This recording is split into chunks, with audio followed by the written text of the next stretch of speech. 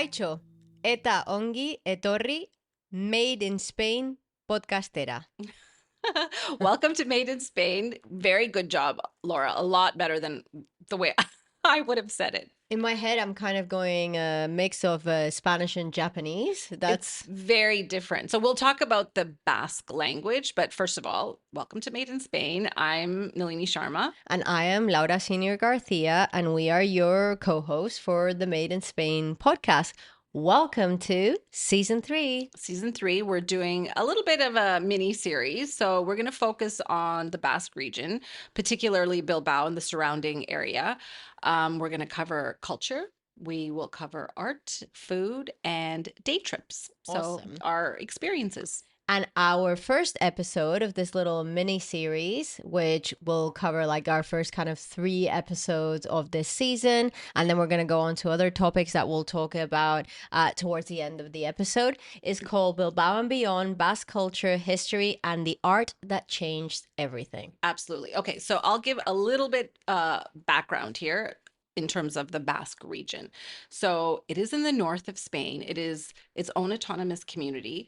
It looks vastly different to me than, well, I mean, it's green, first of all. Yeah. It's very, very we're green. flying in from Valencia in this case, to go to Bilbao.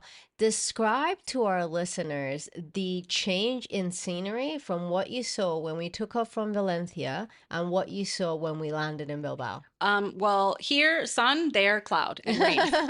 Just in a nutshell. Same day, 45 minutes away. Yeah, exactly. So, I mean, the north of Spain is typically cooler and rainier.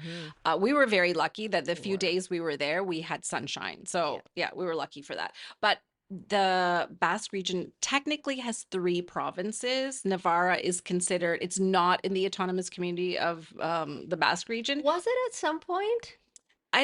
Because they share a lot of cultural elements. I think before it really was handed over to under Spanish rule, the Basque area, that part of Spain was ruled by in the Kingdom of Navarre from AD 846 until it fell under Spanish rule to the Crown of Castile in the early 1500s. So the 3 provinces that exist right now are, okay, I'm going to say this completely wrong, but Gipuzkoa, Vizcaya, and Alaba. And again, the interesting thing is, I think the discussion comes in whether you're saying it in Basque or if you're saying it in Spanish. I need help with both. Yeah, so we're getting to a whole different level, but that's just maybe a little bit. So, Nalini, do you want to share as well why north? Like, why did we choose to go north? Obviously, we still have a lot to explore in this region, in the southeast region. We still have a lot to explore south, but we decided to go north. So why go north? Why go to Bilbao specifically? I've always wanted to go there since I've moved here, and particularly to visit. We'll talk about the Guggenheim. We'll do a bit of a deep dive in a couple of minutes, but I've always wanted to see the Guggenheim. I just think, I thought it would be a real cultural experience. And when we said, let's pick somewhere, we sort of said, we need to go north. We've been south. We've been, we've in our own area, but it was time to go north.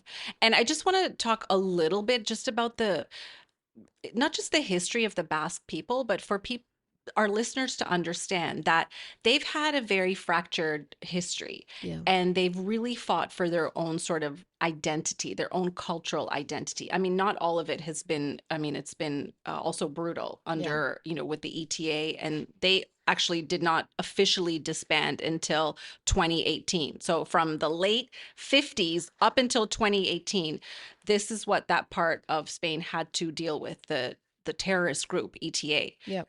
But outside of that, when you look at their history, it's almost as if their culture, their language, they've tried to take it from them, like integrate, speak Spanish, you should speak, but they have a completely different language, which is Basco. And I mean, the language is called Euskera. Euskera. Yeah. Euskera, yeah. So we call it Basco. In Spanish, you would call it Euskera, Vasco. Right. But it is very, very interesting because, I always reflect on it. It's the Basque Country. It Right. is a country within a country. It is. However, that's controversial. It is controversial, and we're not going to get into the politics of it. As we always say, we're not historians, we're not politicians, we're definitely not, what do you call it that we said last time? Cocktail mixologists, No, we this is found that just, out. yeah, our little research, our experience. And I will say that their language, it is very different. I mean, once you start, you get on the highway and you start reading the signs, it doesn't look anything like Spanish. No, it absolutely doesn't. So, for those visiting Spain for the first time and you think, oh, I'm going to take a trip to the Basque Country, to Bilbao, to San Sebastian, to any of these beautiful places, and expecting to practice the Spanish that you learned in high school, I would say Good forget luck. about it. Good luck with that. And also because when you start getting into certain regions, don't get me wrong, most Basque people, and I would say most, speak Spanish. Right. It's not that they don't speak Spanish, but some by choice, some because, like you said, it's the tradition, it's the roots, the same as in Catalonia, they speak Yeah. Catalan. They choose to speak Basque, and that's fine. And as you said, it is a totally different language. It sounds very, very different. Completely different. I actually, as a child growing up in Benidorm, when we were on the beach, and there was a lot of people from the Basque Country that visit this area, Right. particularly, like you said, Because it's sunny here. it is sunny. It's rainy And there. like a quick little funny thing, when I said when we were in Bilbao, and went to a hairdressing appointment, and the lady said, where are you from? And I said, oh, this region here. And she said, oh, from the sun. Oh, She yeah. literally said from the sun, because it is very much most of the time more cold, more gray, etc. And I just think that it is very fascinating that I remember growing up listening to people speak in Basque, and I didn't know what they were speaking. They didn't look, from an Asian country or anything like that, but it almost sounds more like Japanese, Okay. like I said at the So beginning. in Spanish, you would say adios. Agur. See? Yeah. It's not the same. It's And not even close. yeah, and we tried to learn a few words while we were there. I Oh, no. spoke with someone the other day who's from this area that lived there for over 12 years. Right. It is just a hard language for us to learn, and for people that haven't grown up around it to learn. Right.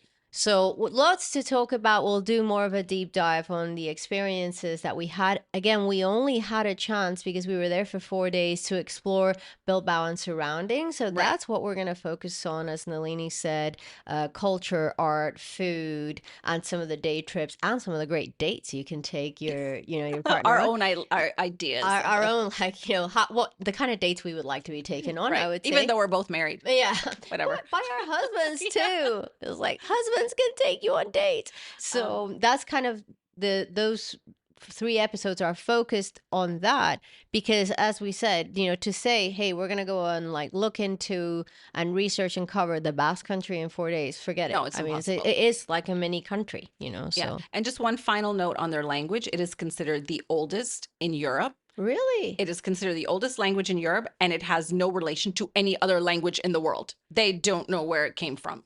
So Wow.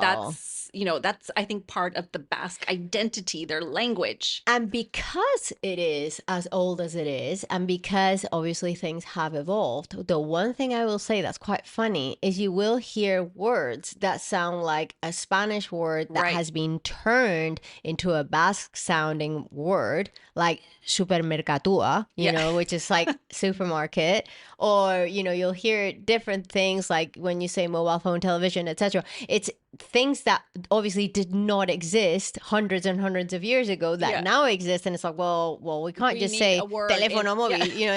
in the middle. So we have to make it sound, like it's part of the language. Right. So it is very, very interesting. Yeah. All right, let's get to a little bit about the history of Bilbao. Okay, so let's talk about Bilbao. So first of all, I have to say that it's been pretty comical coming back from this trip. A lot of the people that we know that have asked, oh, so how was the trip, blah, blah, blah, that have been to Bilbao before. And I was like, oh, it was great. It was beautiful. It was this, it was that. It's like, did you go to the same place that we went Really? to? And I think part of it What? is because we were so lucky with the weather. Sometimes you Oh, cannot underestimate that. right, We got there, it was sunny, obviously our predisposition as well. So, not saying surrounding areas were the natural part, but the right, city itself. right. So, we loved it, absolutely loved it. And I think Bilbao is gorgeous. I'm going to just say that.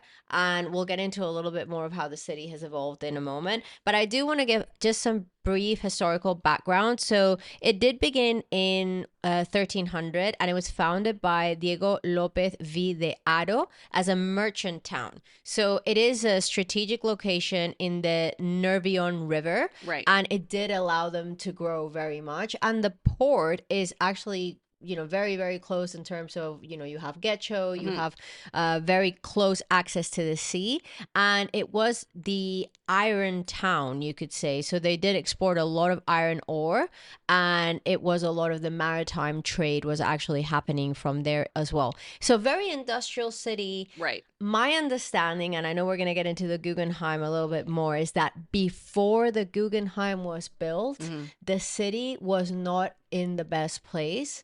It No, was in a bit of a really big time decline, and it would have definitely, before the Guggenheim, not have been considered a tourist destination. no, not at all. I think the history of it is quite, it was becoming derelict. And Yes. also what we were discussing, the ETA, Yeah. it was a campaign of terror to Yeah. liberate the Basque region to become an independent state. So you have decades long campaign by the ETA. I think almost 1,000 people were killed in their campaign over that period of time. I Yeah. actually know somebody who told me the story of how his parents were approached Oh wow. and basically blackmailed Yeah. into doing things for the ETA. Otherwise, they would hurt your family Yeah.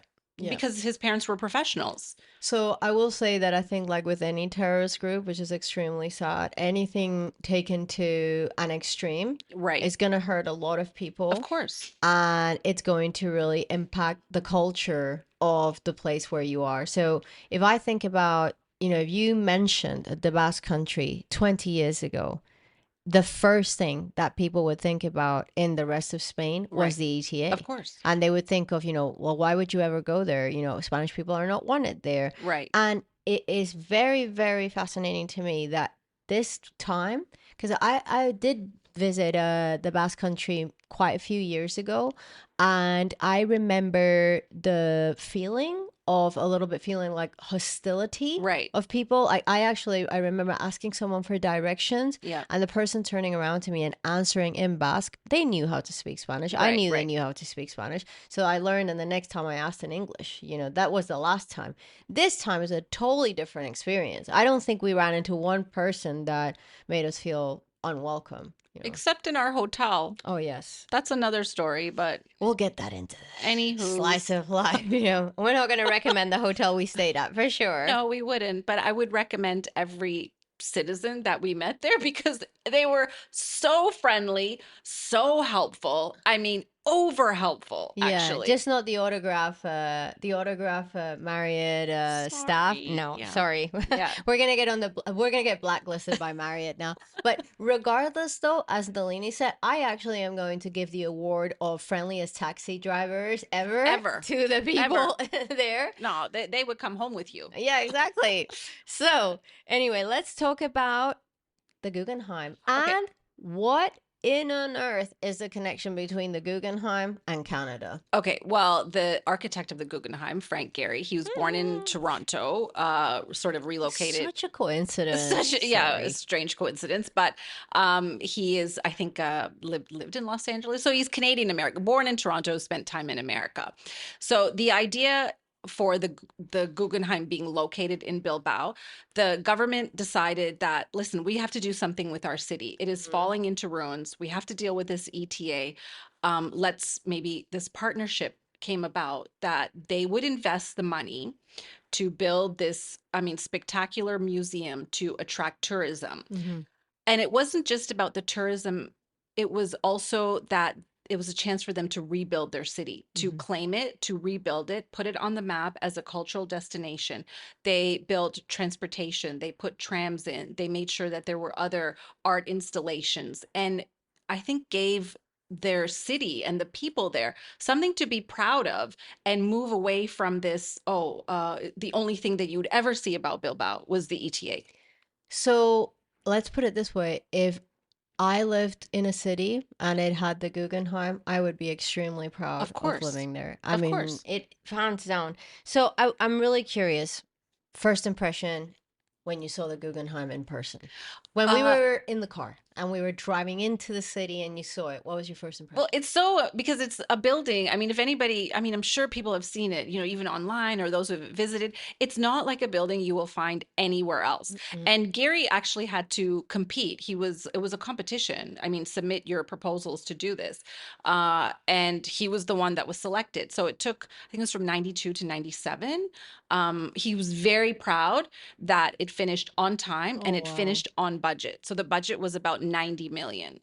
And yeah, he came That in. may be a first for a construction project here in Right, Spain. I'm just right. gonna say it. Sorry, but it is an amazing building, and I will say this. I've had the opportunity to see the Burj Khalifa, all these like iconic buildings around the world, but the Guggenheim just hits different because, first of all, it's not about height. It's not about, it's just very special. And the other thing that our photographer told us about that, maybe we'll talk a little bit about Olga at a later point, is that it really depends on what time of the day you're standing Mm-hmm. outside the Mm-hmm. building. It looks very different because the walls are kind of made out of metal. So depending on the light and the lighting outside, the building takes on a different color and almost a different shape. Absolutely. And a different feel. I mean, Yes. she encouraged us to go back in the evening, which I think we would have done. Mm. I have a slight injury, so my walking was not the best. It was not You far from. did a lot of I walking, know. though. We'll talk about that injury a later date, but it's sometimes, yeah, I could not walk really all the way back. Yeah. It wasn't far from our hotel. And Yeah. then on another trip, I would highly recommend keeping your ticket. They give you a band when you Hmm. leave.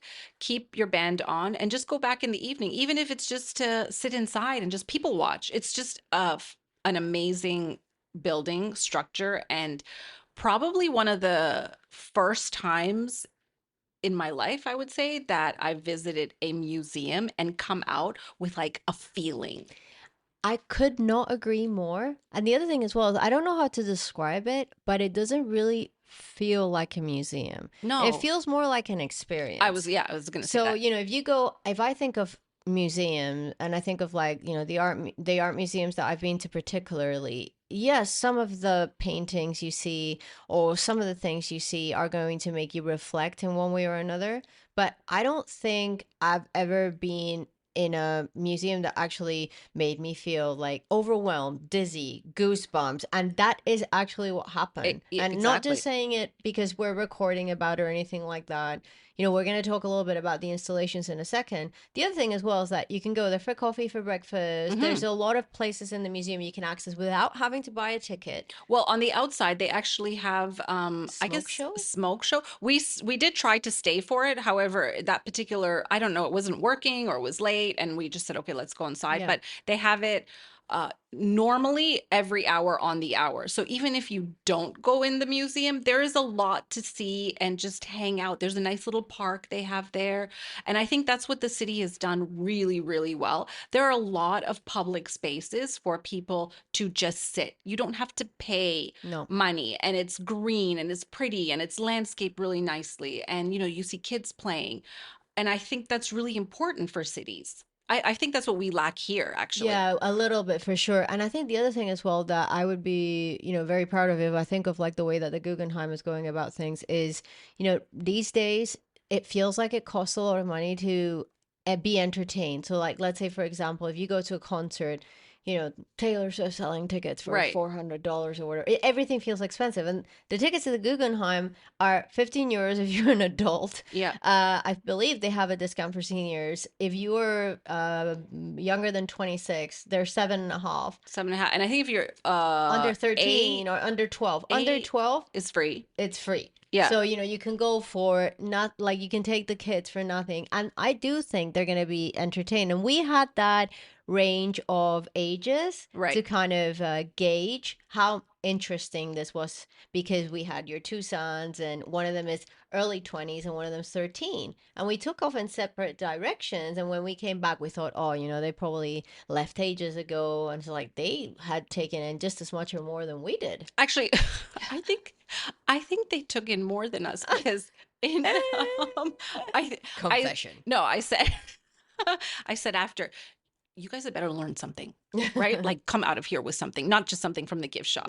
And then they came back and then they were quizzing us. Did you see this? Did you see that? And we're And we're like, like, yeah, yeah, it was very yeah, it interesting. was that. And they're like, you guys didn't go to that area, but they really took in all the different installations. Yeah. They remembered a lot of what they read. I don't know how they did it so fast, but we were just I think we were just like, oh my God, Yeah, I wandering think the around. amount of times that we said, "Oh my God," and "Wow," "Oh my God," "Wow." The other thing as well. So, anything else before we move into the kind of installations that were there or that are there Uh, right now? no, I just think it's, a fantastic place. Yeah, If absolutely recommend it. Do it. I would really say if you have a chance, if you're in the Basque Country, and by the way, this is a recurring theme in our podcast in general. Get the tickets in advance because, Yes. they do sell out. By the time we went on there, we were limited to what times were available. And obviously, I think they do a good job of trying to make sure that it doesn't feel overwhelming, the amount of people in there. No, I, So, I think they do an excellent job of that because you are able to enjoy the installations, move through the museum. There was never a time where we felt crowded, or the only thing we had to line up for was this light installation, but it went yes. very quickly. You're allowed 1 minute in there, which it wasn't my favorite. And also you're not supposed to touch the bulbs, which we did. So we got in I didn't. trouble. If you go check out our TikTok, the Made in Spain podcast, you will actually see a little video of us inside the installation, and we're just kind of going. I was going boop boop. We That both was were. literally We were the like, noise we what? were making. Yeah, what are What's we supposed this? to do with these? And then And just in our defense, there's no signs anywhere. These things look like they are designed to be played with. yeah, So, you think, oh, maybe it's interactive. And I just started like, like touching the bowl. And then suddenly, all of a sudden, the woman opens the door. She goes, don't touch the installation. I'm like, oh, I'm sorry. oh, and we're like, oh, but when you do touch it, it lights up. Yeah, it So does light up. So go figure. I don't know. go check out the TikTok. And I do want to mention that, going forward, we are doing it today. We are going to be streaming the behind the scenes of, the podcast recording on Twitch. So join us for that too. So let's talk a little bit about the installations. Okay. I want to warn parents and people with sensory needs and sensory sensitivities that you really do need to be aware of where you're stepping into the Guggenheim, because there are some of the exhibits and the installations that if you have any kind of like sensory overload issue, it is extreme. I I would say so. I mean, if you have vertigo, do not go in the permanent No. installation on the bottom floor. Not that it's so terrible, but in terms of balance, it's just At I one mean, point, I remember you actually reached out, held my arm, and said, "Is the floor moving?" yeah. It's like, is it me? Are you dizzy? That's what I said. I'm like, are you dizzy? We both were dizzy. Yeah. Well, we can talk about that. That installation is called The Matter of Time. So we were discussing what our favorite installation Was was. that the one by Rafik Anadol? No, Oh no, that's the other one. That's the AI generated landscapes. yeah. So my favorite installation it's called The Matter of Time. It's the permanent installation on the ground Mhm. floor. It is by American sculptor Richard Oh Serra. yeah, so that was the metal The one. metal. So I think there's 8 or 9 various sculptures. And I mean, I don't know a lot about art to kind of encapsulate what it means, but I do know that they were constructed in Germany, had to be brought in on cranes. They actually, in the construction of it, they managed to put air bubbles in the steel so that it wouldn't be as heavy. Very I can't interesting. even, when we saw it, the first thing I asked is this has to be a permanent installation. Yeah. Like, Yeah. It's like how are you they can't move it. It's there. moving these things? They're So just so you heavy. enter one, and the woman that we were working with, she said, of course, we walk in, we're like, oh, wow, cool. And we were ready to, I don't know, move on to the next thing. She's like, no, no, you have to go in them. We're like, okay. So we start walking, thinking, okay, we're walking through this, and it's like, are you dizzy? Yeah, I said to her, very.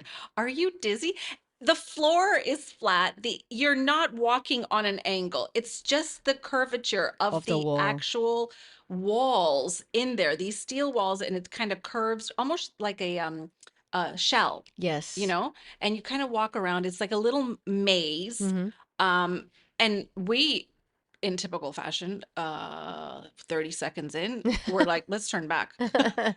It's like, where is this leading? Yeah. And someone said, no, no, you have to walk all the way through the end. This older gentleman, he's like, no, you have to walk to the end. Like, okay, if Okay. he can do it, we can do Yeah. it. So we went. And once you get to the end, it's again, the floor is flat. It is not on an angle. You feel actually a sense of relief that, wow, you've kind of gone through this, We're here. like, you're a little bit dizzy, and yeah, I don't know. It was very, it was an experience. It wasn't just looking at, for example, the Mona Lisa. Yeah. You stand in line, you're like, quick, quick, get a picture. I mean, and then you move on and you don't feel anything from it. Yeah. There was definitely a lot of feelings involved in that one. I would say for me, the one with I cannot remember the name of the artist, the one with the colored balls Oh, with you the like that one? Oh, okay. I liked it, but I think my kind of most shocking one was the Rafik Anadol, the one that merges the AI generated Oh, that one. landscapes. Yeah. So the big screens, Right. and it was architecture mixed with data, mixed with AI. I'm a big fan of artificial intelligence and what it can do and what it will do. And I think seeing how it was turning all these data points into different things that kept changing, and it was basically like a huge massive living painting, Right. and also at the same time blending in some of the architecture from Frank Gehry. I thought that was absolutely unreal. But you will, if you happen to go in the next few months and the exhibit is Hmm. still on, you do feel a little bit dizzy in that as well. I mean, they have places where you can sit. People were sitting. I would have sat, but we didn't have, I couldn't find an Time. empty seat Yeah. actually. And people also sit on the floor along Yeah. the walls. I mean, it's a really super chill place where it is not overrun. I don't know what it's like in July or August, but when we went, it was, I think, perfect. I believe that towards the middle of this week, because they had the final of the European League, I did hear it was absolutely jam packed, which I was surprised. But anyway, so I was going to next, say something not very kind, but I'm not going to say it. we won't say it. Beep. Not going to say anything, There but you go. anyway. So we're moving on to our slice of life. Slice of life.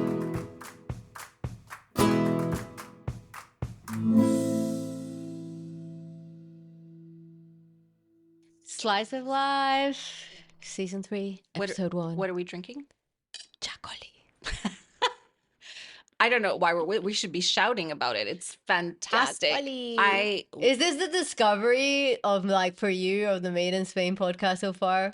From a drink standpoint. And we do love our Made in Spain cocktail. but this is just so fresh. I don't know how else to say it. So you can see, and I don't know if I'm like hallucinating with No, this, no, but it's you can slightly see it's got carbonated. bubbles, Yeah, a little bit of bubbles. tiny. Hmm. And it's very crisp. It's very dry. It's not And too so good. sweet. It has a very distinct flavor. Far different than the gas station wine I drink. Our famous Diamante gas station Which you can wine. buy at the gas station, and that's why I call it gas station wine. And we got gas station ice, Yeah. made famous all around. But this chacolio, chacolina, it's so good. And I don't know what it is, but it's not, let's say, as popular. Like, let's say, No, for example, yes, obviously in the Basque Country, you go anywhere, they're serving chacoli with your pinchos and all that everywhere. But like, in general, you have to look for it. Let's say you go to a restaurant and you're not in the Basque region, I don't think you'd find it. you do find it, but you have to look for it. Whereas, for example, the albariño from Galicia, from Right. the Rías Baixas, You all can that, that's find it everywhere. everywhere. But this stuff is really, really good. Well, it's grown with a particular grape from the region, and the grapes are grown on trellises. Ooh. So it's not as if you would picture like a vineyard with the I don't know, like the vines Yeah. lower, they're actually grown up. I don't know why, but that is it produces a microclimate. That's what I Okay. read for the grapes. The fact that their trellises, I guess, a bit covered, the fruit is covered, so it makes its own microclimate, and then you get this. The wine really wasn't recognized with the DOC or Mm-hmm. how the official recognition Denominación de origen. for until I think the 80s. So this was just something that was made in people's homes.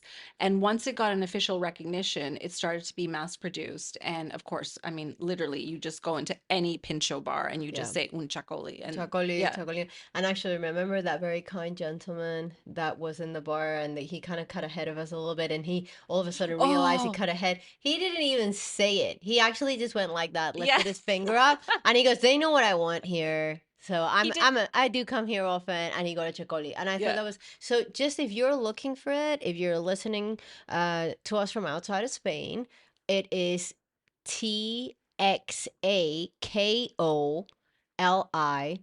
and then either Chacoli or Chacolina with an Right. NA at the end. Or sometimes you'll see it with a CH. Yeah, I think but the, in Basque, yeah. it's with a TX, Yeah. which is very non-intuitive. Right. It's like Chacoli, but anyway, so Chacoli, and we also have a A pincho. pincho. So, Okay. Well, okay, try it. I made this. This so is I get chin chin of the cheers. pincho. This is just a very simple. It's what we're having Mm-hmm. tuna on bread. Oh, wow. Is it good? Mm-hmm. Okay. You know what this pincho is missing? Hot sauce. A pincho. Oh. It's missing what the word means. Pincho. It's a little stick. Yep. So we are trying to travel on a budget. Um, Trying is a key word. we're trying very hard. We booked the least expensive flights that we could find, So, which how for much were the flights? 4 people, 143 euro from Valencia to Bilbao, including tax. Mm-hmm. So we chose Valencia over Alicante simply because of the flight time. It was a little bit later in the afternoon, which I think worked out really well. And then, of course, there's the old, the game of the suitcase, overhead luggage has to fit under your seat or pay. So we decided, But if we wouldn't have taken any of it, it would have been about 32 euros per person, which is pretty impressive. right. I mean, I don't know how you travel without a suitcase for 4 days. It's impossible. But I think some people can do it. I've seen people, I mean, we can't do it, obviously. Other people can do it. I think, I'm not, this may sound a little, but I think some men may be able to do it. I don't know. I need like many pairs of shoes, so. and okay, so we decided that I told my kids too, because they're overpackers. One of them knows who he is. You get one suitcase. I don't want to hear any arguing. For both of them. Yeah, for two of them. I don't want to hear any arguing. Deal with yourselves. So they managed to fit everything in. And of course, Hey, we got one suitcase to share between us. exactly. So we paid for two suitcases, which wasn't that bad, half each. I used those, I don't know, what do they call them? The bags where you use the air pump and you compress So it's everything. like a vacuum Right. packers, Yeah. and you can just fit a bunch more stuff in your suitcase. Yes. So that I think the packing is important. Flights.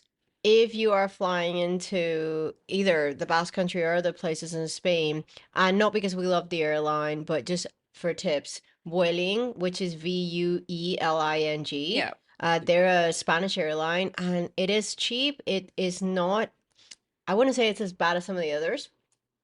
To No be names, left, no yeah, names named. unnamed. It's not as bad as some of the others, but it is definitely very affordable, and you can see a lot of the country. And again, just be very smart and don't try to, beat the system. If you are taking hand luggage, measure it. That's Yeah. what I And for would those who say. carry front backpack and Mm-hmm. back backpack, That's not happening. yeah, don't try that. For sure. Clothes packing, as you mentioned about the vacuum and stuff, but if I do think based on all the conversations we had while we were in Bilbao with people, you have to be ready for it to get cold at Oh any my God. time. Yeah, at So any you time. need a jacket, you need, even if it's summer, you need to bring something with you because it can get very cold very quickly and it can get very hot very quickly as well. I borrowed a blazer from you. Yeah. And you had a little trench coat, but I would recommend if it's summer or spring, maybe take a lighter color Yeah. blazer that you can just throw over a dress, shorts, whatever, and just Shopping's really good there as well. really good. So, that's also something to note is you can do a lot of really good shopping. And the other thing is shoes. shoes, which is, I think, for every woman, the major issue is shoes. Because you, in the back of your mind, you always think, oh, I really want to bring my heels because Mm-hmm. maybe I'll go out at night, And which by the way, there's a we lot of, never.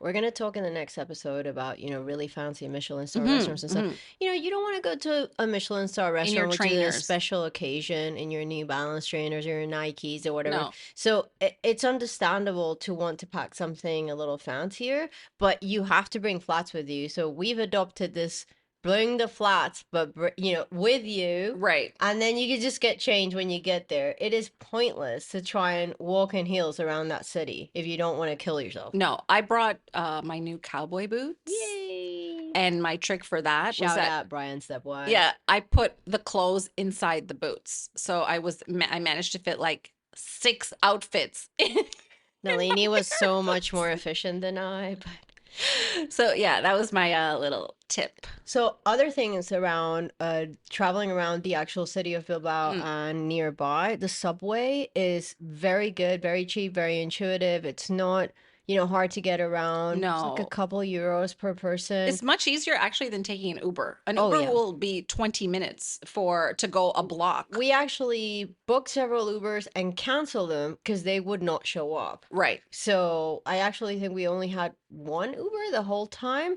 I because think, they yeah. kept canceling. Yeah. So, and the taxi drivers are super open to giving you recommendations about where to go, Oh, yeah. restaurants, I mean, etc. your ride finishes and he's still talking. You're like, okay, thank you, bye.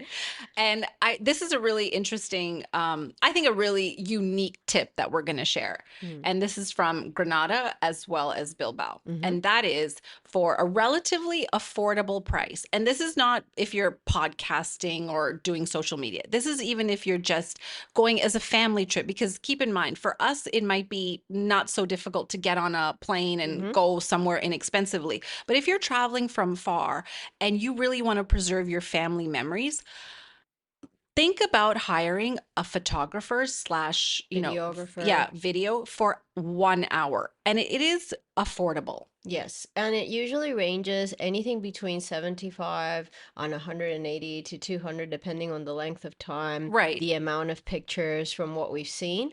But we did, like Nalini said, have the experience in Granada. So a shout out to Juliana and in Bilbao with Olga. And it was great because you don't have to worry about taking pictures. You don't have to worry about, oh, let me hand my phone to some stranger that may run off with it, so No, that we can all be in the picture. no, if Uh, there's, yeah, one thing yeah, that you spend money on, I would say look at that. So you yeah. find the photographers typically and you I go on, actually just go on Instagram yeah, or TikTok and go like, let's say, photographer Bilbao right, or photographer Granada, and then you see a reach bunch out. of people Yeah. show up. You decide, oh, I like these pictures, I like this style. Hey, do you do sessions for social content or let's say, for example, for family shoots and stuff? Most of them do. I think most photographers are very versatile, anyhow, but just ask. And I do think it's a very recommendable thing. Like Nalini said, it's a great memory.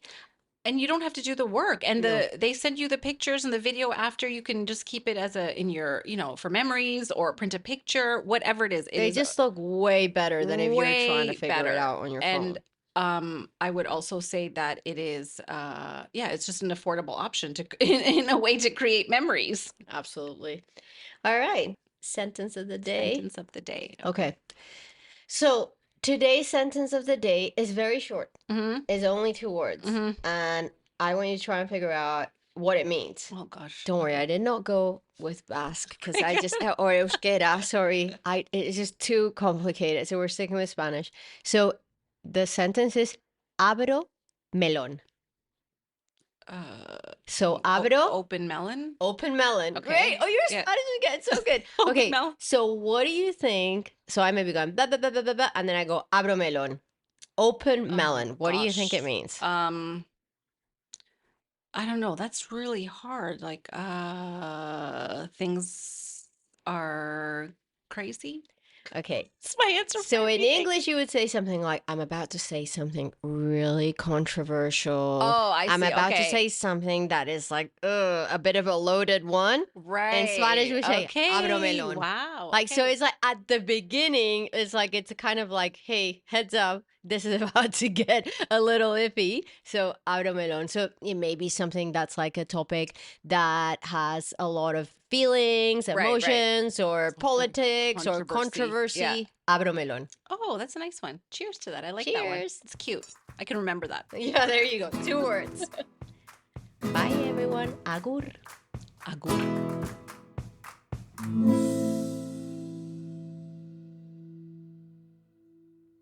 The Made in Spain podcast is an Everything's Rosy production, with executive producers and host Nalini Sharma and Laura Senior, with special thanks to production assistant Ayrton Nath.